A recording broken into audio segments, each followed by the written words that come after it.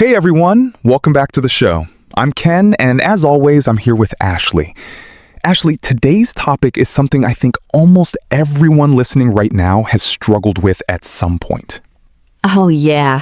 If you've ever spent 3 hours deciding what to eat for dinner, or replayed a conversation in your head for days wondering if you said the wrong thing, then this episode is for you. Today, we're talking about how to stop overthinking everything, and the surprisingly simple rule that finally helped me break free from it. I love this topic because overthinking is one of those silent killers of happiness and productivity. You don't even realize how much time and energy it's stealing from you until you finally stop. So Ashley, what made you want to tackle this subject? Honestly, I hit a breaking point last year. I was trying to decide whether to take a new job opportunity, and I spent almost 2 weeks going back and forth. I made pro and con lists, asked 5 different friends for advice, researched the company culture online for hours, and at the end of it all, I was more confused than when I started. That's when I realized something had to change. 2 weeks just to decide on a job? That sounds exhausting.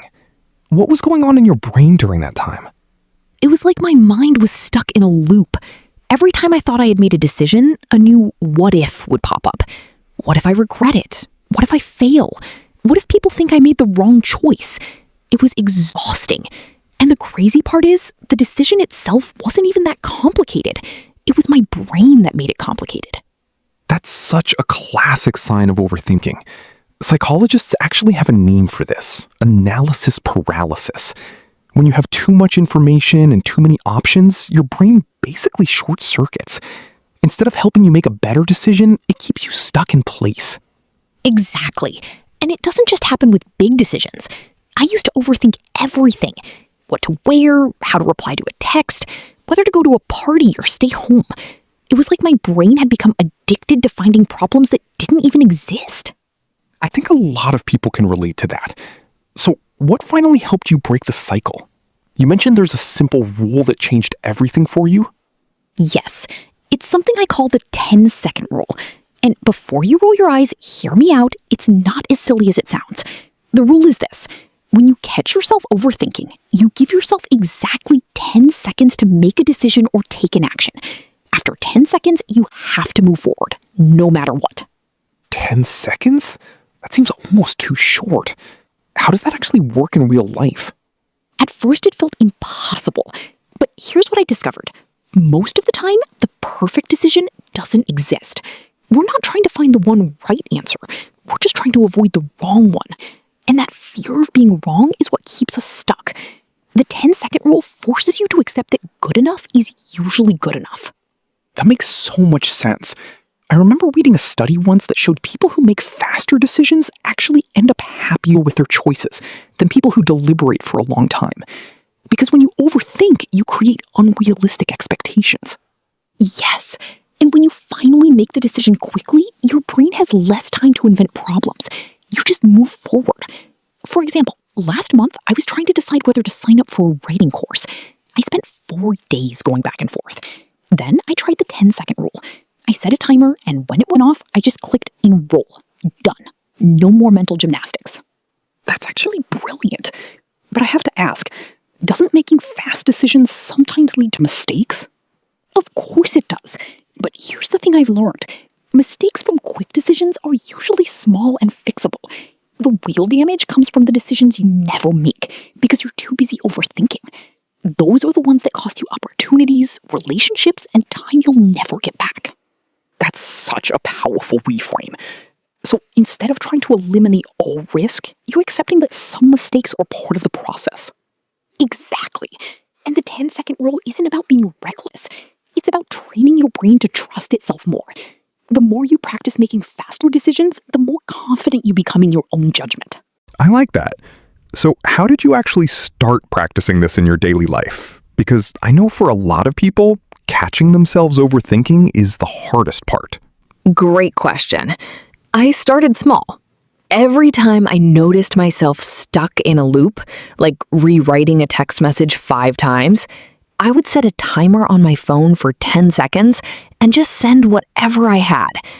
At first, it felt uncomfortable, almost scary. But after a week, something shifted. I started noticing how much mental energy I was wasting on things that didn't matter. And did you see changes in other areas of your life too? Absolutely. My anxiety went down. I started sleeping better because I wasn't lying in bed replaying conversations. I became more productive at work because I wasn't second guessing every email. And honestly, I just felt lighter, like I had finally given myself permission to be imperfect. That's beautiful. I think a lot of people tie their self-worth to making the right choice every time. But the truth is, life is too short to live that way. 100%. And here's something else I realized. Overthinking is often a form of procrastination in disguise. We tell ourselves we're being careful, but really we're just avoiding taking action. The 10-second rule cuts through that. I love how practical this is. So, for our listeners who want to try this, what are some specific situations where they can start using the 10-second rule today?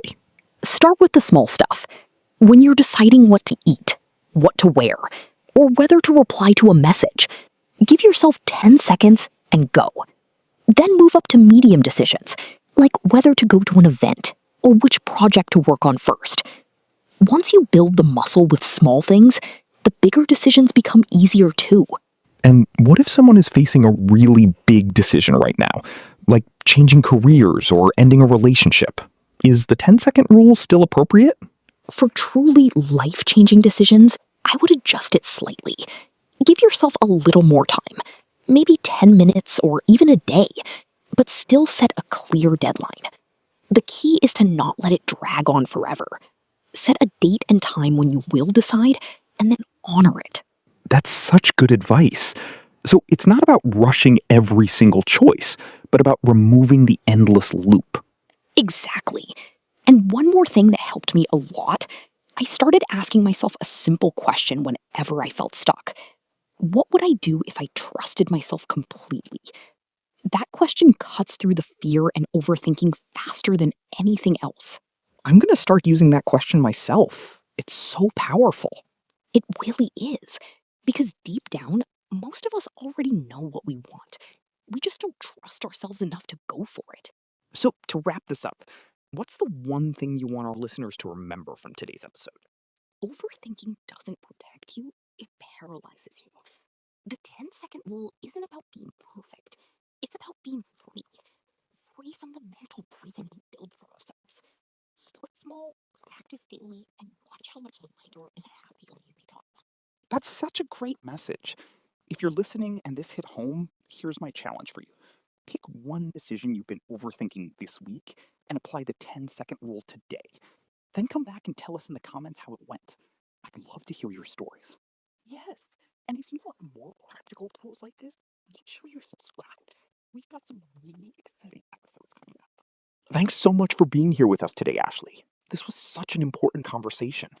Thank you, Ken. And thank you to everyone listening. Remember, you don't have to have it all figured out. You just have to keep moving forward. That's it for today. We'll see you next time. Take care, everyone.